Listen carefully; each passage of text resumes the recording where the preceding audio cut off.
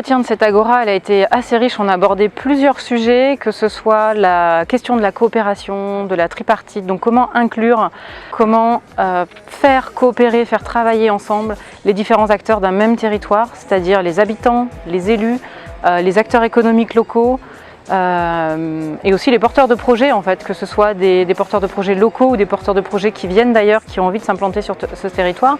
Un bistrot, c'est un lieu de vie plus neutre que chez soi.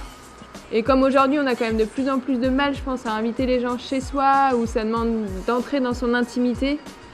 Voilà, je pense que ça manquait à Locmelar et à mon avis, ça répond. En tout cas, ça marche aussi bien parce que ça répond à ce besoin.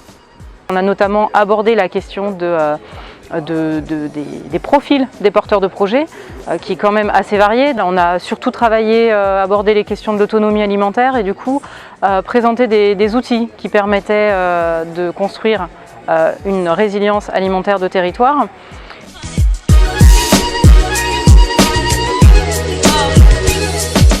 Il nous est difficile en tant que réseau Brudette de quantifier le nombre de demandes qu'il peut y avoir en termes d'installation en habitat réversible ou en termes d'installation en maraîchage ou permaculture sur des petites surfaces. Chaque fois qu'on organise un événement d'échange entre élus sur ce type de projet, on a beaucoup d'élus qui viennent et donc c'est synonyme qu'à la fois ils s'y intéressent mais aussi qu'ils sont interpellés par des habitants, par des collectifs, par des associations sur ces thématiques. On accompagne les personnes qui souhaitent s'installer en tant qu'agriculteurs, en tant que paysans, donc qu'on appelle aussi les néo-ruraux. Donc on les accompagne de plusieurs manières. On va créer des programmes, des moments de sensibilisation, par exemple des cafés d'échange avec des paysans qui sont déjà installés.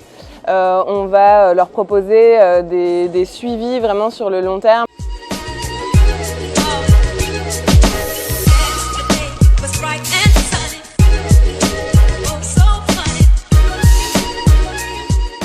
Il y a tellement de projets intéressants partout en France qu'il y a un besoin de se réunir pour pouvoir s'enrichir les uns et les autres, pour pouvoir mieux retourner au sein de nos projets et de nos territoires pour justement faire bouger le curseur individuel et collectif.